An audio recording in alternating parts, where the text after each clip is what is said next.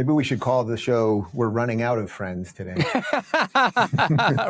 Burning through fragile friendships. Can we find some other friends for next week? Yeah, I'm gonna start texting people. All right, start texting right people. now. I'm gonna find. I had a couple of friends at some point. Let's see what I can come Tommy up with. Robinson. Russell Brand.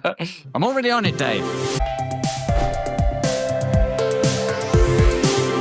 Hello and welcome to Actual Friends with me, Russell Brand, and Dave Rubin, where I belatedly realise that I'm responsible for anchoring. You will recognise, if you're a regular viewer of our beloved podcast, that generally speaking, Dave performs the function of anchor, and as an Englishman, it's often tempting to put a W in front of that beautiful term. This week, we don't have our friends Roseanne Barr, Gillian Anderson, or Sage Still, but I've always thought that the real spine of Actual Friends was Dave and I. Don't you feel that too, Dave?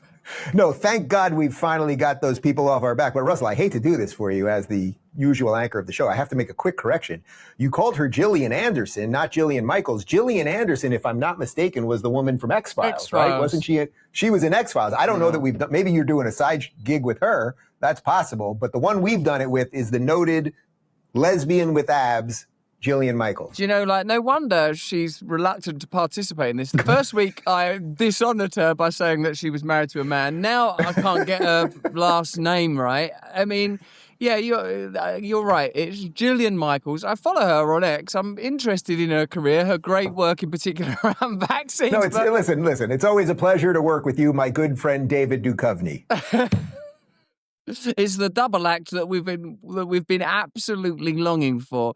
Dave, where are you, mate? You've been making a big impact. I've seen you with Ron DeSantis. I've seen you've been in Israel. What's going on, Dave?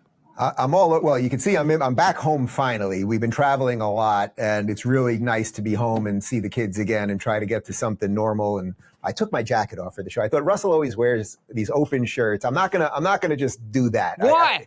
Why I'm more conservative than you is really something I need to think about deeply. But no, I'm back home finally. And yeah, we'll talk about the DeSantis thing later, but it's good to be home. And, so yes, it's just the two of us today. The whole idea of the show is that we're going to have this like rotating cast of characters that we've just got crazy lives and careers and all these things. And sometimes we'll have 4 people, sometimes we'll have 3. Sometimes you're going to bring one of I feel like you have a clown car of Russell branded sort of, what should we call your people? The Russell... Broken prophets. Broken prophets. I've got my clown car of Florida freedom fighters, and we're just going to bring people in. But today it's just the two of us. But yes, it's good to see you. I am home here in Florida where the summer has begun. It is extremely, extremely hot. I took the dog for a walk this morning, and I have about 80 mosquito bites to show it. And where are you, my friend? I'm in Nashville, where I've come to participate in the Professional Fighters League, where there's a card of bouts tonight, including Jason Jackson versus Thad Jean. And I interviewed these two fighters yesterday, mate. They're welterweight MMA fighters. So beautiful and sort of potent, these fellas. I was in this incredibly masculine and intense environment of the Octagon where their bout's going to take place in Nashville this week. And I interviewed them both separately.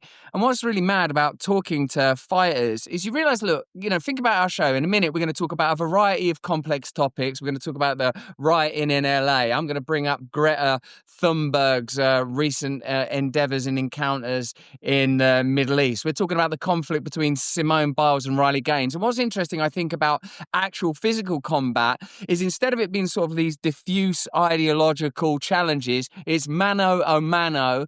And what's sort of difficult about it is after speaking to both of them, I thought they were both really beautiful men, and I couldn't deal with the idea that they were going to have a fight. I wanted to cancel the whole thing.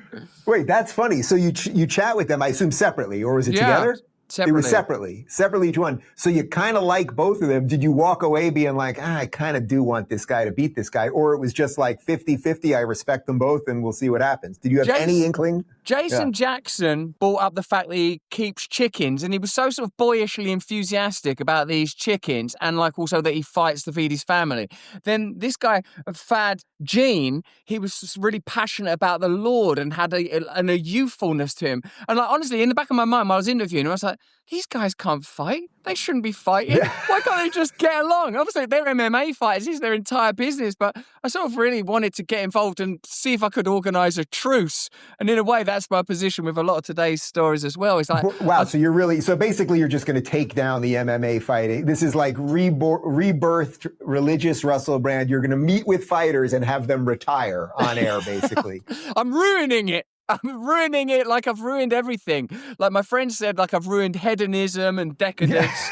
They said, like, you know, with the alcohol and drugs, I was like a man who'd been at an all-you-can-eat buffet, just eating it all, and then go, you shouldn't be doing this. No one else do it. Yeah, sir, no more pudding for you. I ate all the pudding. Russell, before you knew me, did you know that David and I once had backyard chickens in L.A.? Yes, I do remember the discussion of backyard chickens. We talked about it. I feel like the subject of coyotes has come up, and whether or not backyard chickens could be a good euphemism for the nature of your marriage. Well, in LA, there was you were always worried about a coyote or some other thing snagging them. Here, I guess it's more of a gator thing, but listen to our chickens' names and see if you get all the references. We had Blanche Featherow. Yes, Golden Girls, yes, of course. You got it. We had Feather Locklear. Is that Beverly Hills 210? Heather Locklear, great 80s, 90s actress. We had, Princess Leia. Because she lays eggs. She lay the eggs. And then we only had 3. There was a 4th name that was a banger. What the hell was it? It'll hit me later. We had a 4th name that we were going to... Kim Kardashian. That's very good. These are great puns, because sometimes, Dave, I think that you wear your homosexuality quite lightly. But when you listed your gay-ass chicken names, it's like, that is a pair of gay men that named them hens. And it was just a bunch of chicks that lived there, so... There was no cock in that coop. Dave, what are we doing today, Russell? Well, today I wanted to start by talking about Greta Thunberg. Now, I know people that see Greta Thunberg almost as a modern-day saint, a kind of savant-ish figure, or, autistic, dyslexic, bound to the cause of climate change, which could be seen as a kind of Gaia worship. One thing I think is peculiar about the climate change issue is that there's an element of hysterical death cultism to it, that while revering and loving the earth is still looked at as primarily a resource, and that it's an apocalyptic idea, that there's an extraordinary joylessness and dread baked into it. Now, to see Greta Thunberg migrate her interest, understandably, I suppose, to the issue of the Middle East is curious.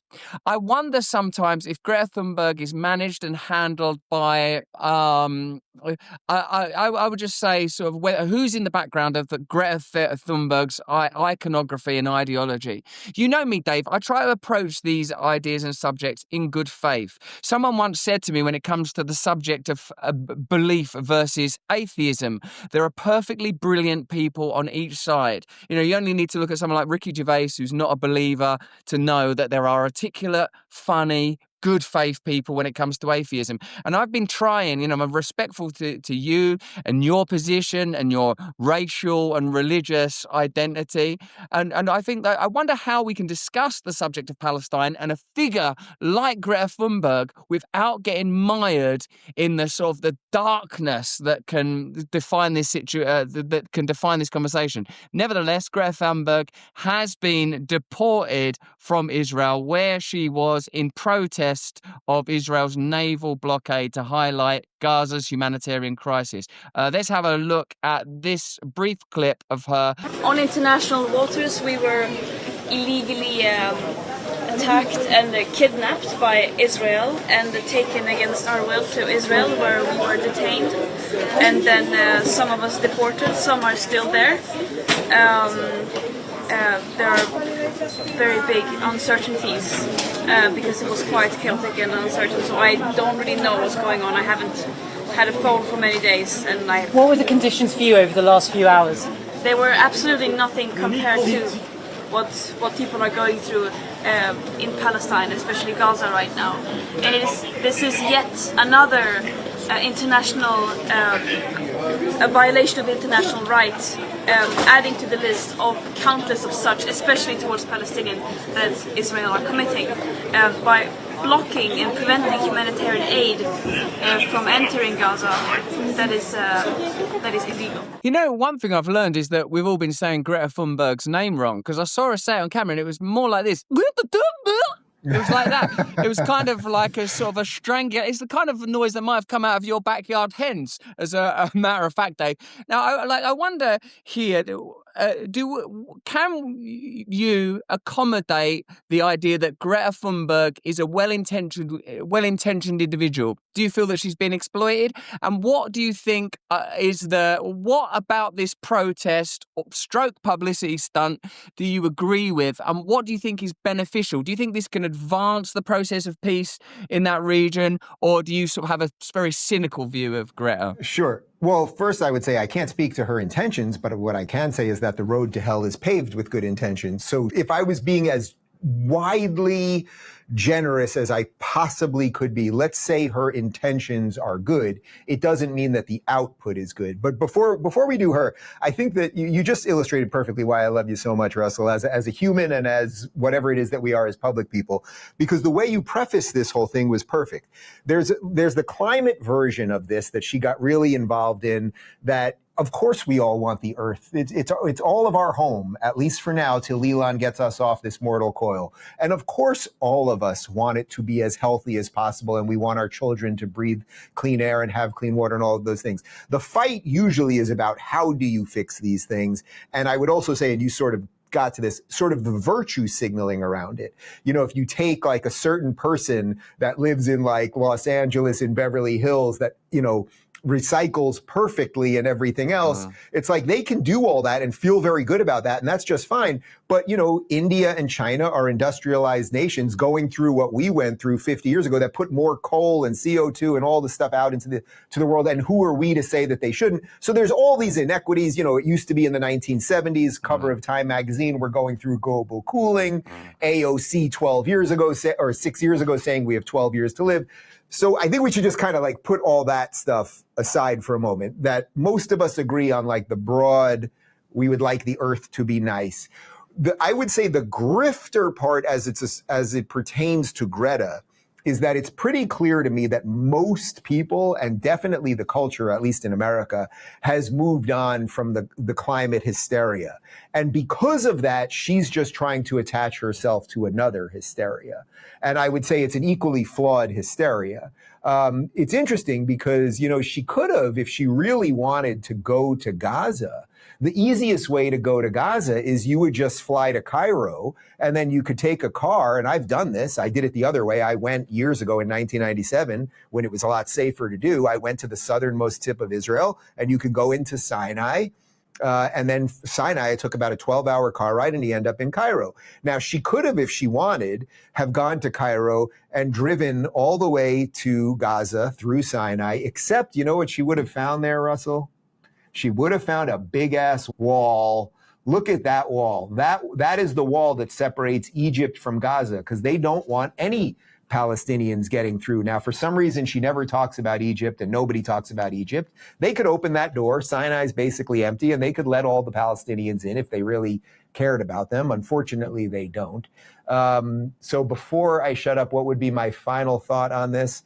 I don't think her intentions are good. For her to say she was kidnapped, I was just in Israel. I went to Hostage Square, and I talked to many people, several women who were kidnapped, who lived under Gaza, for one woman, 54 days, whose native tongue is Arabic, actually. So she tried to speak to these people in their language, and they would give her one cap full of water a day while they forced her to cook food for them, and would give them a little bit of a moldy pita, and that's what she would have to survive on, while her legs were broken, and they gave her surgery with no anesthesia just to keep her alive, because they know that a hostage who's alive is worth more than a dead one, even though Israel tries to get back all their dead people too.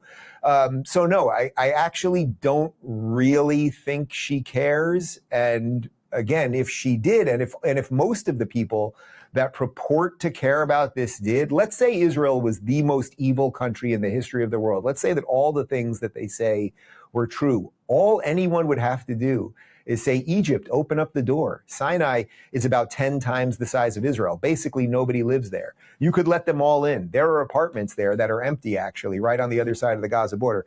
But so it's unfortunately, it's all theater. These people, they don't want to build a state. They want to destroy a state, sadly. But I hand it to you, my friend.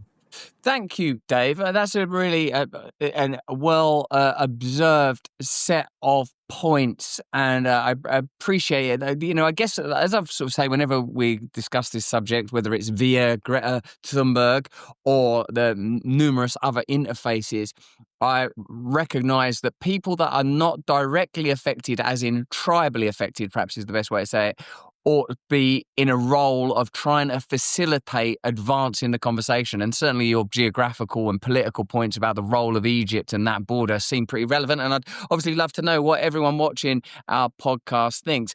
From one pretty potent conflict to a rather more spurious one that's nevertheless has garnered a lot of attention, Simone Biles and Riley Gaines are involved in an online spat on the basis of their opposing positions when it comes to transgender athletics. It's a subject we've talked about a lot on Actual Friends. It began, I understand, with Simone Biles calling Riley Gaines a sore loser over her attack on Marissa Rothenberger, and a comment that she appears to be walking back. Dave, what I'm struggling to sort of understand about this is why Simone Biles and Riley Gaines are continually engaging in this subject. What is the role of Simone Biles? Why is she so invested in this issue?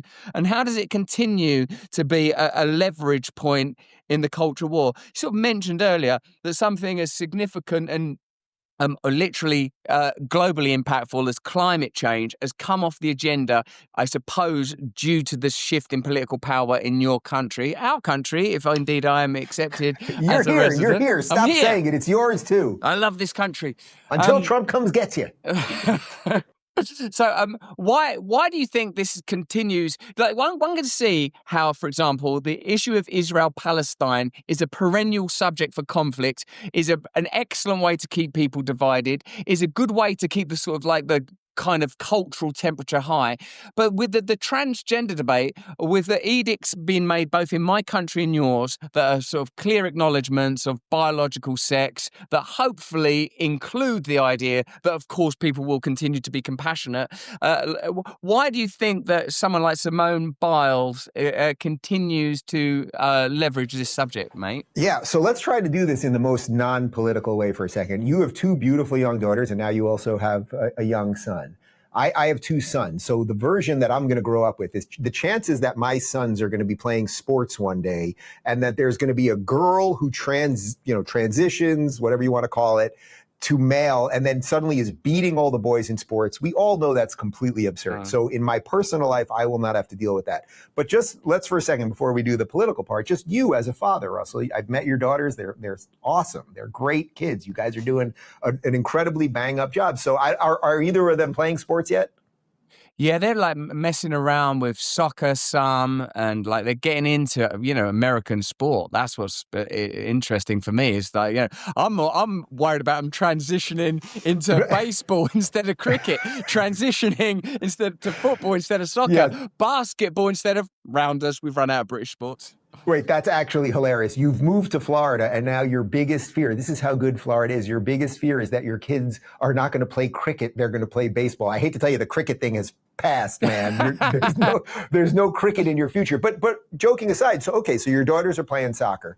Now imagine if there was a boy in their soccer league that was just basically kicking the crap out of them. I don't mean that he might be smashing them on the field, but I mean literally he was just better and everything else. How would you as a father feel before we get to the specifics of Simone and the other stuff? Well, obviously, my role and duty as their father includes physically and spiritually protecting them up to and including my own death and the necessity for murder. And I think like any father that's the vow, whether it's explicitly spoken or not. And I recognize, Dave, that when discussing any political point that can seem abstract, making it personal is a useful tool in a sense in awakening a type of common sense approach. I would immediately and instantly object to any form of physical competition in which there was an advantage that was regarded as unfair and sort of overrides the idea of even having categories when it comes to male-female sports.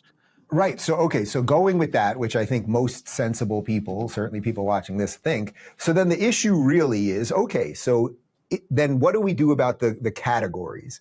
For decades, the women's rights movement, the feminists fought for their own funding for sports. And everyone thought, for the most part, everybody thought that was fine, because if you only had one category, if it was only based on skill, virtually no woman would play any sport. There would be no attention for it. There would be no money for it. There would certainly be no professional leagues and everything else, right? There would be, or not no professional leagues. There would be no women in the NBA. It's just a fact. The best, what's her name? Caitlin Clark is the best female basketball player by far. She would not make any NBA team. That's just reality. It's a physical reality. So then they separated the leagues. Then the trans thing came in. And so the question really is for someone like Simone Biles, who as a gymnast is an incredible gymnast, but she didn't compete against men. All of the people she beat were women. And I suspect she would think slightly differently if actually she didn't get the gold in the last Olympics, but she got the silver because someone who is biologically man was able to do whatever those, I'm not a gymnast guy, but whatever the thing on the high bar is or whatever it might be, he was able to do it faster than her just because guys are biologically different. So they have to really be careful what they ask for here, because if they're going to tell us there's no difference between any of these things, then what's the point of women's sports at all? And congratulations, no women will play sports anymore at a professional level. Yeah, I suppose it's the interface that has long been illuminated that eventually the civil rights of an emergent group are infringing upon the civil rights of a group that had only just achieved long fought for equality. The kind of ideological challenge I have is why... Wait, sorry, can I just jump in there? Because that's a great point, but that's why the only thing that should matter is equality under the law. Where the only thing that should matter is our colorblind. I mean that like I'm using the metaphor, but it's colorblind, it's gender blind and everything else. We should have equal rights for people. That's it. And once you start saying these people get these special privileges and all of that, then this is exactly what you will end up with. And then you have this layer of hypocrisy, which, by the way, then creates racists, right? If you say, okay, someone's going to Harvard, so an Asian kid's going to have to get a higher score. Well, congratulations. You want to make Asian people racist? That's how you're going to do it.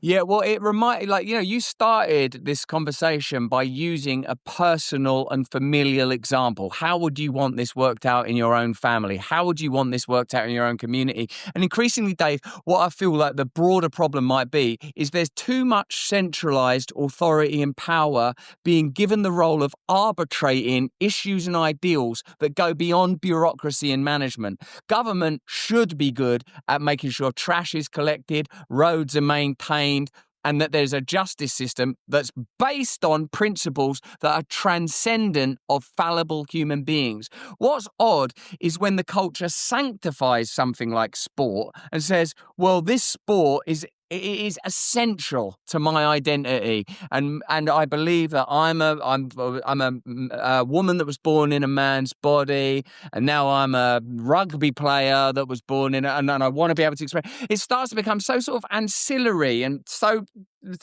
abstract. I wonder what are we actually trying to achieve here? What we're trying to sanctify things. We're trying to create. It becomes, in the end, you're giving so much power to institutions that can't accommodate it that no one can take that amount of moral authority. Right. Well, it's like, imagine if the founders 250 years ago were like, oh man, 250 years later, not only would they be debating what boys and girls are, but then they would be debating whether the federal government, I mean, the whole point of America was they did not want that strong centralized power that you were talking about. So it's not only like their brains would be blown apart at the biological level, that this is the way we've decayed in some sense, but then they would also be blown apart by the fact that we'd be debating whether the federal government should be telling the states what they have to do as it pertains to gender pronouns and who should play what sports. So you're totally right. But that's also the problem when things get so dysregulated and you're so, the brilliant Douglas Murray, the line that I love from him, I quote it almost every day, is one day the barbarians will be at the gate and we'll be debating what gender pronouns to call them. And that's kind of where we're at. It's like there's so many bigger problems that we have to deal with at a societal level, which we're going to talk about LA in a little bit, that we got to put this stuff aside. So I was glad I don't know about you, but I was glad to see, although I didn't think it was particularly authentic, that Simone Biles actually kind of walked back her original attack there on Riley Gaines. I see. Yeah, well, perhaps the theme of reconciliation then we can pick up elsewhere, because perhaps the biggest feud of the last couple of weeks has been the one between Trump and Musk, which seemed to have begun around the disparity of views around the big, beautiful bill, which Musk called a disgusting abomination. If Simone Biles can walk back her spat with Riley Gaines, can Elon Musk walk back the reason that the Epstein files have not been released is because Donald Trump is in them? Is there a way of apologizing that out of the online ether, Dave? It seemed like that one was the one, there were a series of tweets. It seemed like the one implying that he was a child molester might be the one that would be tough to walk back. However, I think, yes, I think it can be walked back. First off, there's so many questions around the Epstein thing, but just because Trump's name may or not, let's say Elon is right. Let's say somehow Elon got access to it or there's some evidence that Trump's name on it. That doesn't mean Trump did anything. Part of like a honeypot is you have people that do the bad things that you're trapping with, these underage girls or whatever it might be. But then there's other people who are just ancillarily attached. It's like you go to a party, there's a long laundry list of names. Your name is on a thing. That doesn't mean Trump did anything. And if I had to bet my life, my guess is that's what Trump's association with this is, meaning he went to some of this stuff, probably didn't do anything, but his name might be on a flight log or something. But I don't have any more insight into that than you or anyone else does, anyone that, hasn't seen the actual stuff. But I do think they can get over it. Elon deleted a bunch of the tweets. He then sort of apologized. I don't know if you saw the video of Trump basically saying, hey, we have more important things to deal with right now. Could you reconcile with him, do you think? Could you forgive him? I guess I could, but, we have to straighten out the country. I actually thought it was a nice moment, which is why I didn't tweet about it that much, because when everybody was going crazy for that 24 hours, I was like, you know what? This just feels off. Elon's a bit of a wacky, eccentric character. Trump is what he is. I'm going to sit this one out, and I hope the calmer heads prevail. And I kind of think that's what's happened. What do you think? It made me think about Dr. Strangelove, the Kubrick movie starring the brilliant Peter Sellers, that whilst these sort of men are incredibly powerful economically and politically, they're just people. And I suppose the point of Dr. Strangelove is to explore humorously the idea that with the advent of atomic power and nuclear weapons, human beings with our childishness, our petulance, our grandiosity, and our brokenness now have the ability to destroy continents. And I don't know either Trump or Elon Musk very well, but I do know they're human beings that have really worked out certain systems, whether they're technological or economic systems or political systems or rhetorical systems. They both have the air of the savant. Trump's incredible authenticity, his ability to kind of cut through linguistically with a blend of humor and plainness, a certain sort of male robustness that the world was clearly yearning for after all of the sort of insipid and insidious and deceptive bureaucracy of the preceding 4 years is certainly. And then Elon Musk, an obvious and evident genius who seems to be able to map out the way that technology in reality is I consider him to be somewhat like Steve Jobs, somewhat like like Walt Disney, somewhat completely unique. The idea that them two would be able to get on without a spat, you can't keep two creatures like that in the same cage, I would have thought. And, but mostly they're just men. And I think it's hard for us when there is so much cultural baggage and amplification not to acknowledge they're just men. Should men ever have that much power?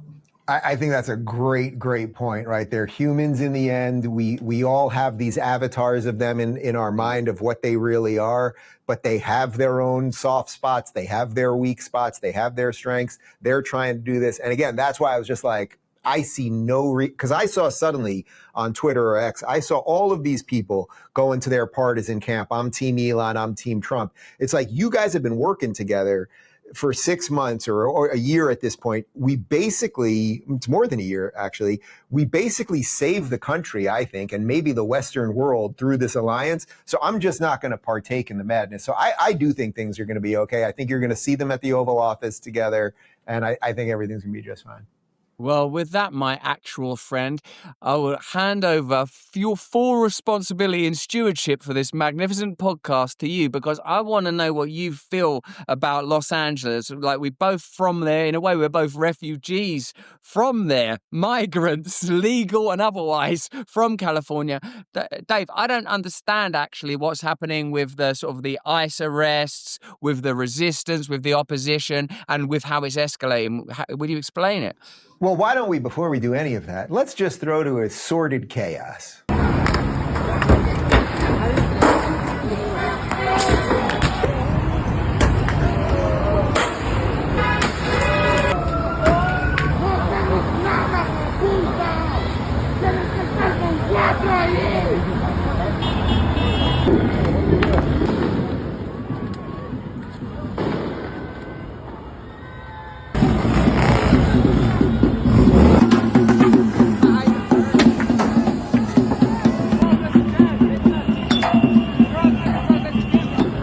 All right, my friend, that is obviously just a small compilation of the videos that everyone has seen with Molotov cocktails being thrown and people throwing boulders. Obviously, you saw right there, over overpasses. You could easily kill someone, not just an ICE officer, as terrible as you think they might be, that you might hit some other car that could careen into a family. I mean, we've just seen utter chaos. The bumper sticker version of what you asked is basically Donald Trump right now. It's very strange. We have a president right now who's doing exactly what he promised to do. And that's not what presidents do. But he ran on this starting 10 years ago about build the wall and we're going to have deportations. His entire campaign this time around was about deportations. For months now, he's been saying to the governors, including Newsom and the mayors, including Bass, hey, if you guys don't do this, we are going to do it. And finally, he did it. Now, the strange thing to me, I want your take on this, because I know you love going off on the way the mainstream frames everything the same way I do. The strange thing to me is the media is doing two things right now. On one hand, they're telling you that it's only this tiny little area of LA and we're all overblowing it. And on the other hand, they're also saying, well, that if Trump didn't send in the ICE guys and the Marines that are there and the other groups, that these people would all be peaceful. But look at what we just showed you. We just showed you people with hammers on the street who are literally breaking up cement so that they can throw it over bridges. Molotov cocktails are not inherently peaceful. The implication that these are all just great First Amendment loving, wonderful Americans who have they're just upset about something, and we all have things we're upset by, and they just got pushed into the utter anarchy and chaos. I would say it's completely absurd. What do you think? I feel like there has been for some time a repressed conflict that's been looking for an opportunity to be vented and unleashed. And it seems, I suppose, the perfect venue for that would be one of the contained spaces in what is now politically and undeniably Trump's America, that would become the venue for a kind of resistance and rejection of the values of MAGA. As you said, there's no question that Trump was elected on a mandate of deportation. His most overt rhetoric has been around building walls and deportations. Another component of this that interests me is that under both Obama and Clinton, there were actually more deportations. And I mention that only because the framing of an issue increasingly seems to be more significant than the issue itself. It seems that there's just a lot of unconscious activity where people are protesting about nominally a particular issue, but actually about something else. And what I'm coming to contemplate, and certainly I wouldn't make any claims about understanding what a resolution might be other than what you continually referred to as the vision of the fathers, founding fathers of your nation, our nation, is that America can't be contained anymore. Like, even when you think of the revolution, there were some people that wanted fealty to the crown. When you think of the Civil War, America's always had, and perhaps requires as part of its greatness, a kind of polarity, a kind of oppositionism.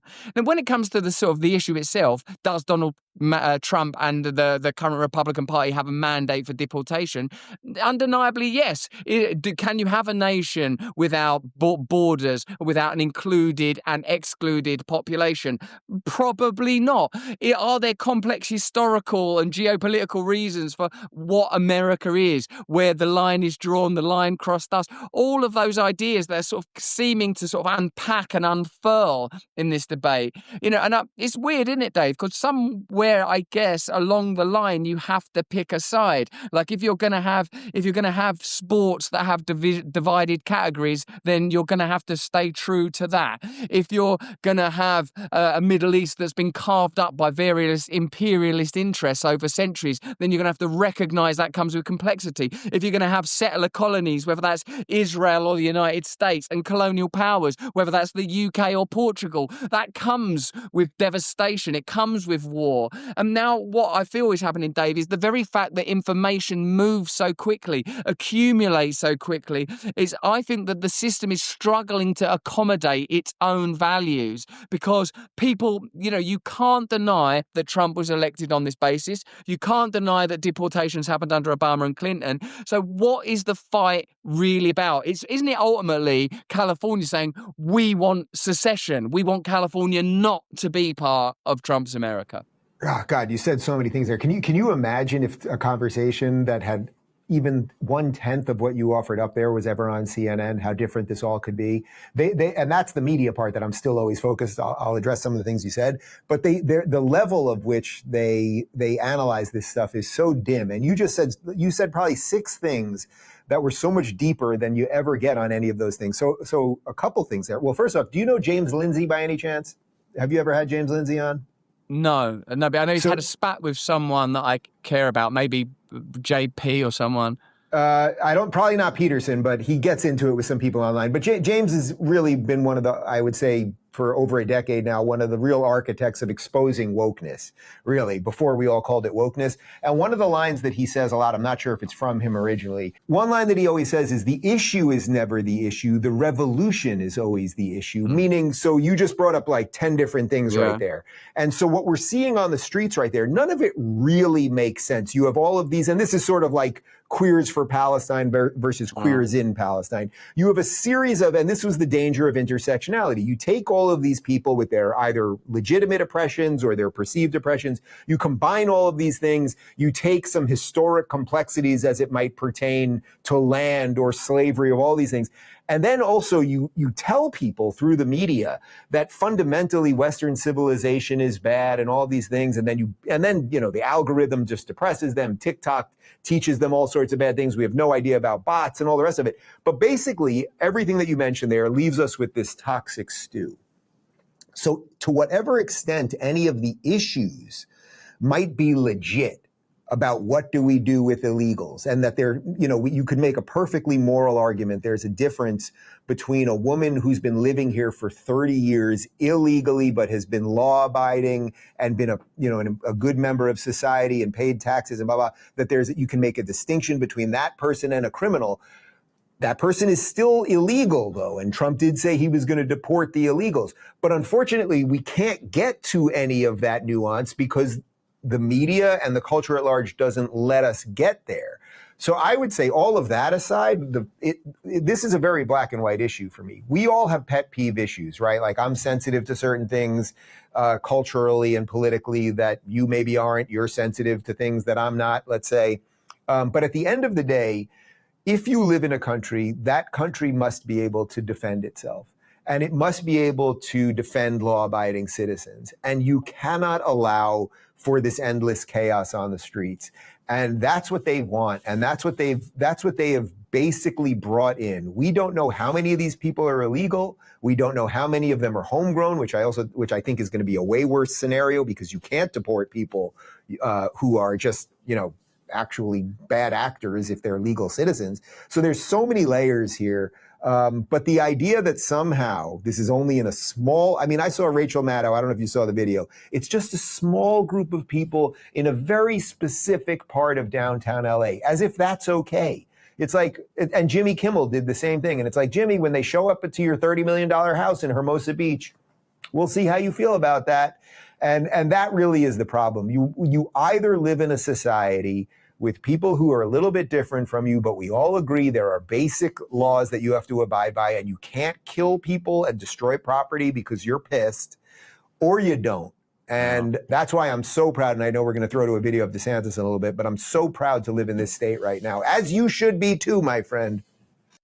Yeah.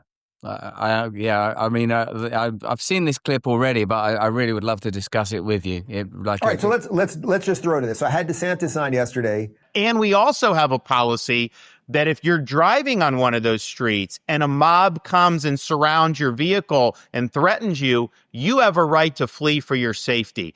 And so if you drive off and you hit one of these people, that's their fault for impinging on you.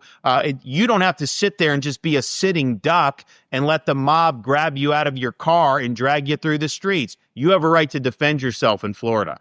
All right, so this clip is going bananas viral right now. Russell, my take is obviously that. Imagine you're a woman, you've got two kids in car seats in the back, and you're just trying to get home, or you're going to the hospital, or it's an ambulance, or whatever. You're literally doing whatever the hell. You're going to Pilates, and a group of people illegally take over the streets, and they have Molotov cocktails and masks and everything else. What would you do? Well, in Florida, you're allowed to do what you got to do. Of course, the media, Newsweek, is already framing this that he's telling people to drive through protesters. That's not what he said. It's if you're illegally taking over the road. You don't just drive through a park and kill people. So we get that the media lies about everything. But what would you want Laura to do? Really, like what do you do?